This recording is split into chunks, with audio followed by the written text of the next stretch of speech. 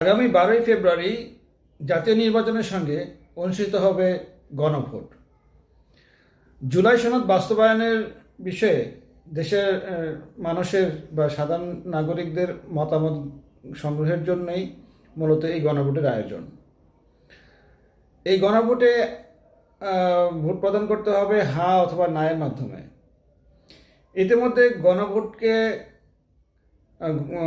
গণভোটে হাকে জয় করার জন্য সরকারের পক্ষ থেকে নানা পদক্ষেপ নেওয়া হয়েছে এবং সরকারের পক্ষ থেকে প্রচারণা চালা হচ্ছে। সরকার থেকে বলা হয়েছে যে আইনে কোনো বাধা নাই বলে সরকার এই হা না ভোটের প্রচারণায় নেমেছে এবং হাকে জয়যুক্ত করার জন্য সরকার জনসাধারণকে উদ্বুদ্ধ করছে।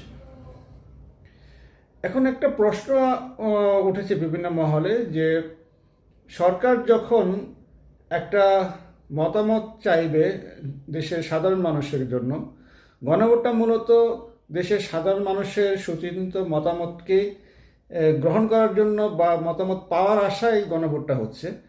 সেখানে সরকার যদি নিজে থেকে বলে দেয় যে জনগণকে যে তোমরা হাকে জয়যুক্ত করো, তাহলে আসলে গণভোটের ফলাফলটা প্রভাবিত করা হচ্ছে বলে বিভিন্ন জায়গায় বিভিন্ন জন মন্তব্য করছেন এবং বিভিন্ন মহলে আলোচনা হচ্ছে বিষয়টি নিয়ে।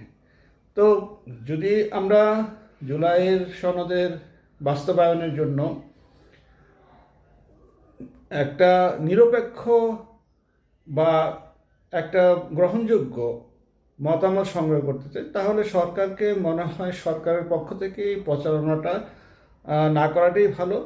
দেশের জনগণ, দেশের মানুষ সুচিন্তিতভাবে তাদের নিজেদের মতামত উপস্থাপন করে এই ভোটটা প্রয়োগ করবে।